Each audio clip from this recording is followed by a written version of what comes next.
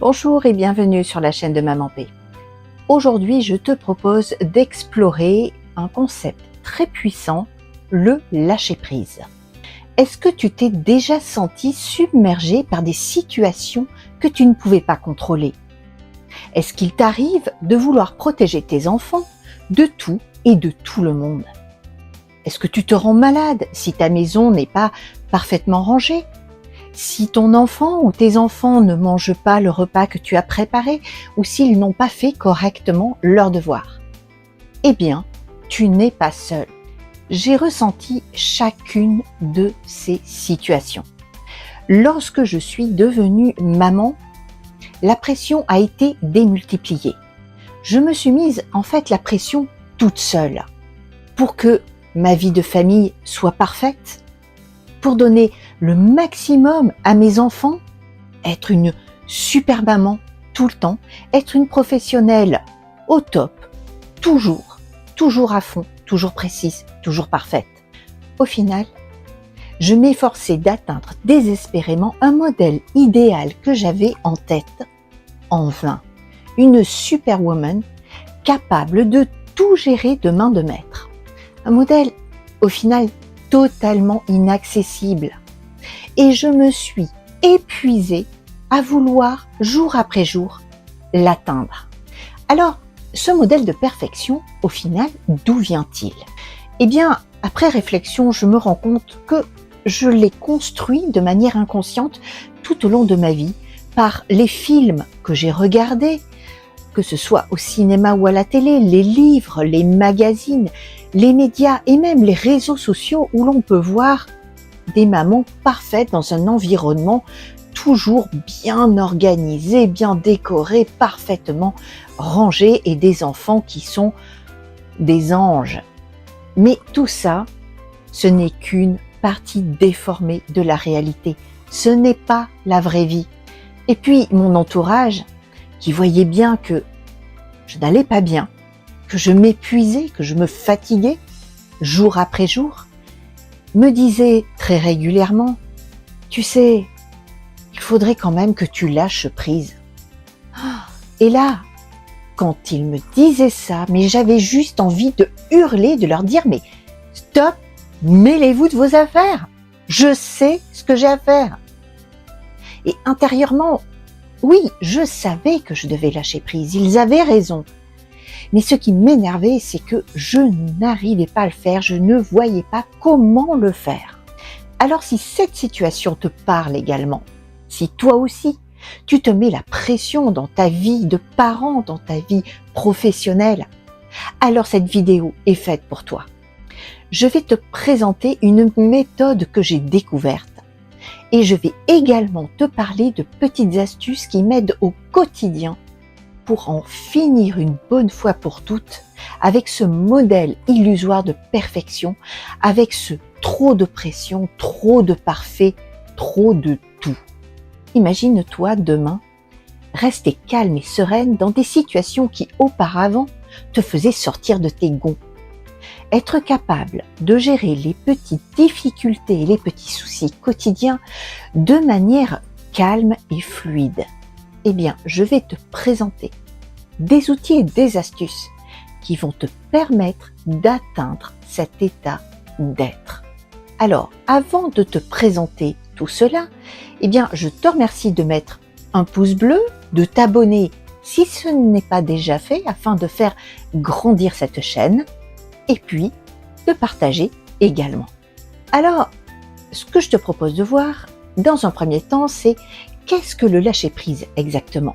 Car c'est un mot qui est utilisé depuis de nombreuses années par tous les gourous du développement personnel que l'on voit dans tous les magazines féminins et autres. Mais au final, de quoi parle-t-on? Ensuite, je vais te parler également de pourquoi parfois on n'arrive pas à lâcher prise. Et puis, enfin, comment appliquer ces méthodes de lâcher prise dans notre vie au quotidien.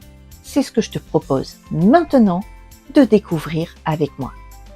Et c'est parti. Alors, qu'est-ce que le lâcher prise? J'aime beaucoup la citation de Marc Aurèle qui disait que la force me soit donnée de supporter ce qui ne peut être changé et le courage de changer ce qui peut l'être, mais aussi la sagesse de distinguer l'un de l'autre. En fait, le lâcher-prise, c'est accepter que dans la vie, il y a des choses sur lesquelles nous n'avons pas le contrôle, comme le mauvais temps par exemple. Lâcher-prise, ce n'est pas être passif, c'est vraiment être proactif dans des situations inévitables. Je te donne un exemple. Tu as décidé ce week-end de partir faire une promenade dans un parc et subitement le temps se gâte, il se met à pleuvoir. Eh bien, au lieu de râler sur cette sortie qui tombe à l'eau, si l'on peut dire, eh bien, tu peux choisir de danser sous la pluie, si c'est en été et que c'est une pluie qui au final est chaude, ou bien de te rabattre au cinéma, ou alors de rentrer à la maison et d'organiser en famille des jeux de société. Le lâcher-prise nous permet de sauver cette journée et de maintenir notre bien-être. En tant que parent, le lâcher-prise peut revêtir différentes facettes. Cela inclut d'accepter que nous ne pouvons pas protéger nos enfants de tout. On doit les laisser éprouver leurs propres expériences, leurs propres émotions et leurs limites. C'est une étape indispensable pour eux pour grandir. Et surtout, il est important de ne pas leur transmettre nos propres peurs et nos propres angoisses. Accepter nos imperfections et celles de notre foyer est essentiel pour cultiver la sérénité familiale. Le lâcher-prise m'a permis de diminuer le stress en acceptant mes limites et en déléguant lorsque nécessaire. Cela m'a libérée de cette quête incessante de perfection et m'a permis de me concentrer sur ce qui est positif et constructif dans la vie. Et ce que j'ai compris, c'est que accepter ses propres limites, c'est non seulement se préserver, mais également se respecter. Alors maintenant, je voudrais te parler pourquoi on n'arrive pas à lâcher prise. Pendant très longtemps, j'ai lu énormément de livres de développement personnel et notamment sur le lâcher prise. Mais cela ne m'aidait pas au quotidien. J'avais beaucoup de connaissances théoriques, mais je n'arrivais pas à les mettre en pratique. Alors, même si le concept de lâcher prise est relativement simple, eh bien, franchement, c'est pas toujours évident de l'appliquer au quotidien. Accueillir et accepter les événements bons ou mauvais avec détachement, eh bien, c'est pas toujours facile. Alors oui, le lâcher prise peut prendre du temps. C'est un chemin qui peut être long et difficile. Mais au final, tout le monde peut y arriver. Dans mon expérience, ma difficulté à lâcher prise venait de différents facteurs. Des difficultés dans mon travail, des deuils douloureux, l'arrivée de mes enfants et la découverte de ce qu'était le rôle de maman, avec une organisation qu'il fallait trouver et au début, c'est jamais très facile. Bref, j'avais des problématiques de gestion du temps, de confiance en moi et très certainement, et tous ces événements m'ont fait glisser petit à petit dans un burn-out. Donc j'ai essayé d'appliquer toutes ces méthodes que j'avais apprises dans les livres, tout ce savoir livresque, mais il me manquait quelque chose. Il fallait bien sûr que j'arrive à régler mes différentes difficultés, qu'elles soient d'ordre professionnel, qu'elles soient d'accepter mes deuils également. Et puis un jour, je suis tombée par hasard sur un livre, plutôt un témoignage, mais vraiment extraordinaire, qui a réellement changé ma vision des choses et qui m'a donné l'énergie nécessaire pour remonter la pente, mais aussi le déclic qui m'a permis vraiment de lâcher prise. Ce livre, c'est l'histoire de Lester Levinson. Lester, qui était un physicien et un entrepreneur également, était sur le point de mourir à tout juste 42 ans. Et il a utilisé tout ce qui lui restait pour comprendre sa vie, son esprit. Partant de là, il a découvert la clé du bonheur, de la joie, de la paix, de la santé. Et il a passé le reste de sa vie à enseigner ce qu'il avait compris et découvert. Comprendre le lâcher-prise, c'est très bien, mais qu'est-ce qu'on risque si on ne lâche pas prise? Eh bien, le psychanalyste Saverio Tomasella a remarqué qu'il y avait un lien entre la difficulté à lâcher prise et la charge mentale. Et pour la psychologue Cécile Neuville, les personnes qui n'arrivent pas à lâcher prise auront beaucoup plus de difficultés dans leur relation familiale. Elles pourront être soit très exigeantes ou alors elles se poseront en victime. Et on peut également constater ce phénomène dans le travail. Des personnes qui ont énormément de mal à déléguer et quand elles le font, elles ne peuvent pas s'empêcher de recontrôler le travail qui a été fait. Et ces personnes-là, que ce soit au travail ou dans la sphère privée, eh bien elles sont vraiment plus susceptibles de glisser vers le burn-out. Et en tant que parents, eh bien, en plus de notre travail, en tant que parents, et particulièrement les mamans qui, en plus de leur travail, doivent penser à toute l'organisation de la maison, de la vie familiale, de leurs enfants, ont beaucoup de mal à lâcher ces sujets qui, pour elles, sont de leur responsabilité. C'est là où on remarque qu'il y a de plus en plus de burn-out parental. Alors moi, personnellement, comment j'ai lâché prise? Tu l'as sûrement compris, apprendre à lâcher prise demande du temps et de la pratique. C'est apprendre à voir les choses sous un autre angle. C'est regarder les événements ou les situations de manière factuelle et non à travers le prisme de nos peurs ou de nos croyances. Et c'est là qu'il est important de comprendre le rôle du mental. Notre mental est constamment actif. Il génère environ 60 000 pensées quotidiennes et on ne contrôle pas consciemment tout ce flux de pensées. Les neuroscientifiques d'Harvard estiment que 90% des décisions d'un adulte sont en fait prises par notre mental. L'adulte ne fait suivre que ses instructions sans même s'en rendre compte. Notre mental est un générateur de pensées. Il passe son temps à émettre des jugements, des critiques, des commentaires, à cataloguer, à rejouer des scènes du passé, à s'inquiéter pour l'avenir. Et le tout sans notre accord. Au final, notre état émotionnel ne dépend pas des événements extérieurs, mais uniquement des pensées suggérées par notre mental et notre acceptation de celles-ci. Je vais te donner un exemple parlant. Il y a quelque temps, quand mon fils était au collège, il prenait le bus pour rentrer à la maison et en général arrivait vers 17h, 17h30. Et puis un jour, eh bien à l'heure dite, il n'était pas arrivé. Arrive 18h, toujours pas là. 18h30, toujours pas là. Et moi, pendant ce temps, je commençais à m'inquiéter. Et qu'est-ce que mon mental a fait? Eh bien, j'ai commencé à imaginer des scénarios catastrophes, les plus rocambolesques. Le bus est tombé en panne, il s'est battu avec d'autres collégiens, il s'est fait renverser, il s'est fait enlever. Enfin, bref, le grand cinéma. Et toutes ces pensées, qu'est-ce que ça génère? Du stress, de la peur, de l'angoisse. Et quand il est rentré, plus proche de 19h, comme une fleur, eh bien j'étais tellement dans l'angoisse et la peur que je lui ai passé un savon monumental. Et dans la réalité, il n'y avait aucun danger. Il avait discuté avec ses camarades, ils étaient allés au magasin de jeux vidéo qui était juste à côté du collège, et puis ils n'ont pas vu l'heure. Et même quand j'ai essayé de l'appeler sur son téléphone, vu qu'au collège c'est interdit d'avoir un téléphone portable, il l'avait laissé éteint. Mais moi, j'avais laissé mon mental créer plein de scénarios catastrophes et j'ai laissé la peur me gagner. J'ai perdu le contrôle. Et pourquoi? L'objectif du mental, c'est de vouloir à tout prix contrôler les événements extérieurs et de ne plus ressentir ces émotions de peur. Résultat, pour mon fils qui avait passé un moment agréable, la résultante en a été une grosse engueulade. Alors, de manière générale, lorsque ce genre de situation se répète pour nos enfants, eh bien inconsciemment, c'est une programmation insidieuse. Parce que l'enfant va créer de la culpabilité à chaque fois qu'il se fera plaisir. Inconsciemment, il se dira, si je prends ma part de plaisir, je l'enlève à quelqu'un d'autre.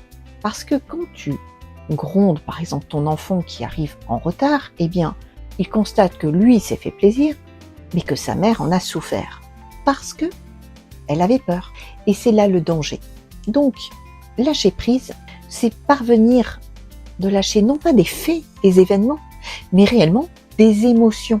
Parce que ce sont nos émotions qui nous mettent la pression et pas les événements extérieurs. C'est accepter ce qui se présente et l'accueillir sans vouloir le contrôler ou le modifier. Et ça, c'est la clé de cette méthode que j'ai découverte et développée par Lester Levinson, qu'on appelle la méthode Sedona. Cette méthode, en fait, te permet de changer de posture. Elle te permet de te positionner en tant qu'observateur de tes propres pensées. Cela va te permettre de te déconnecter du mental.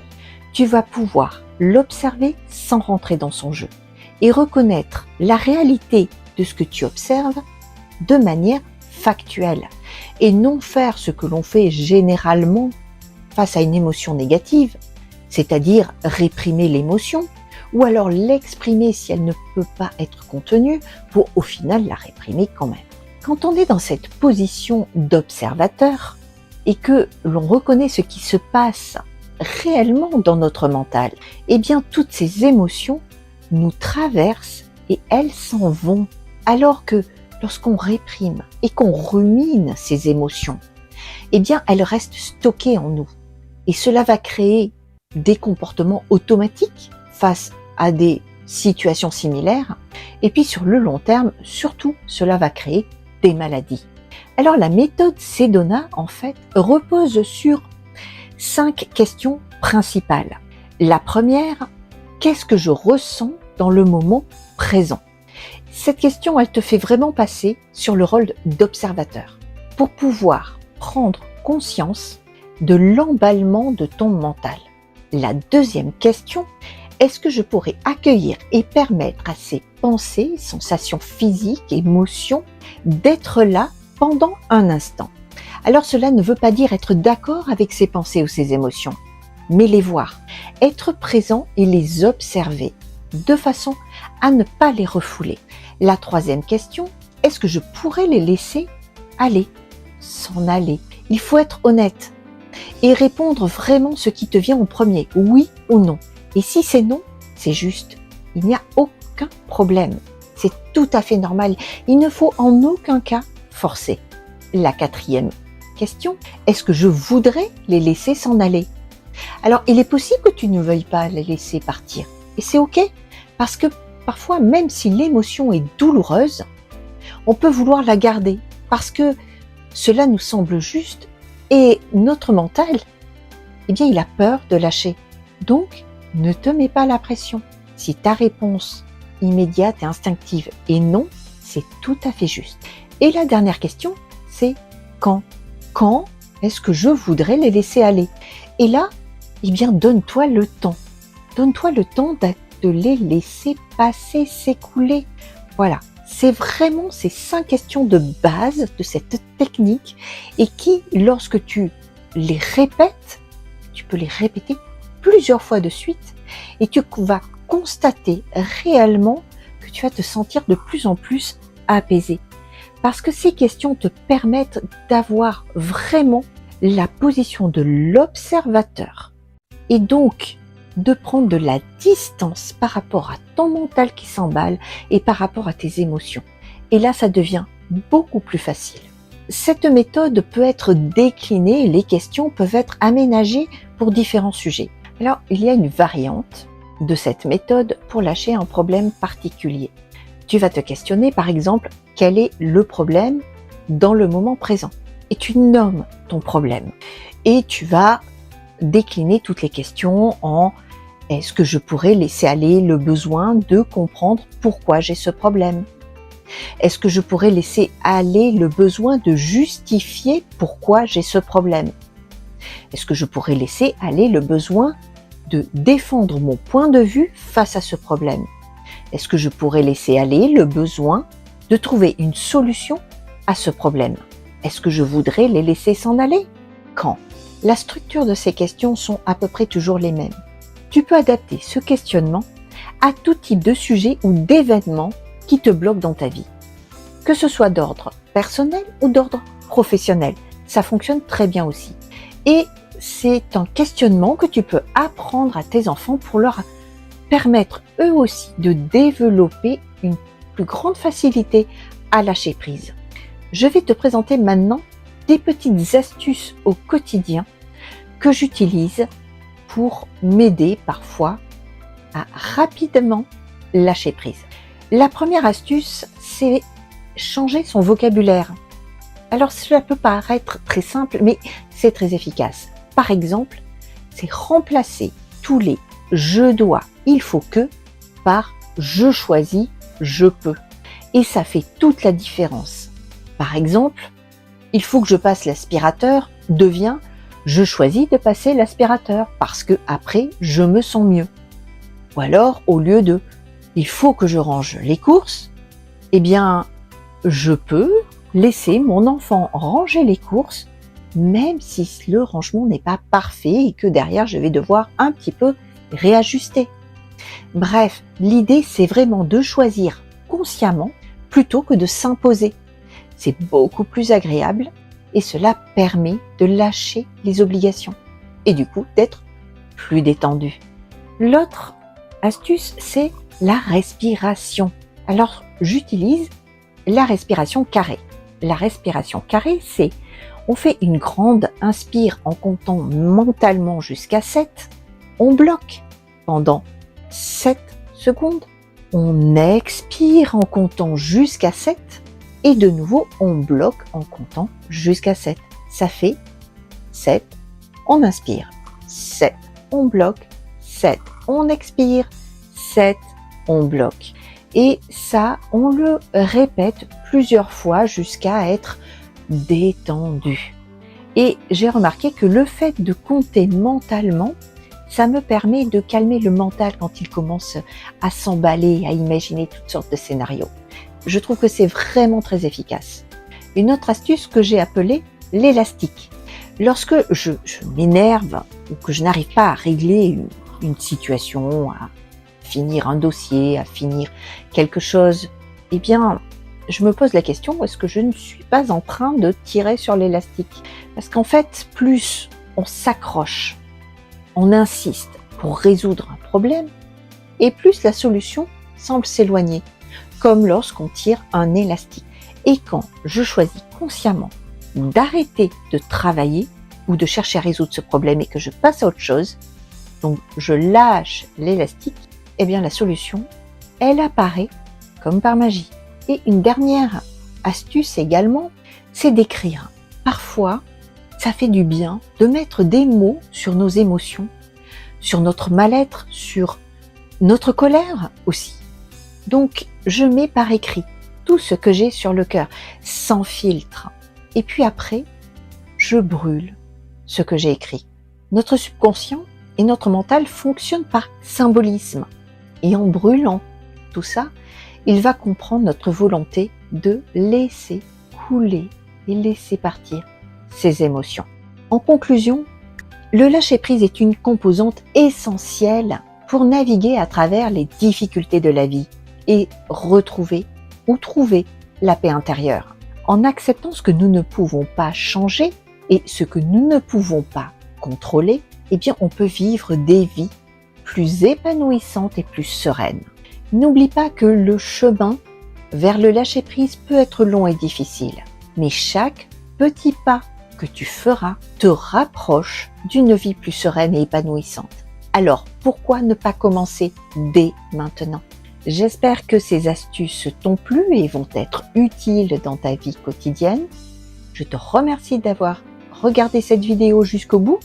N'oublie pas de t'abonner, de liker et de partager afin de faire grandir cette communauté et de me permettre de te partager toujours plus de contenu. Si tu as des questions ou des commentaires, n'hésite pas à les partager en dessous de cette vidéo. Je prendrai beaucoup de plaisir à te lire et également à te répondre.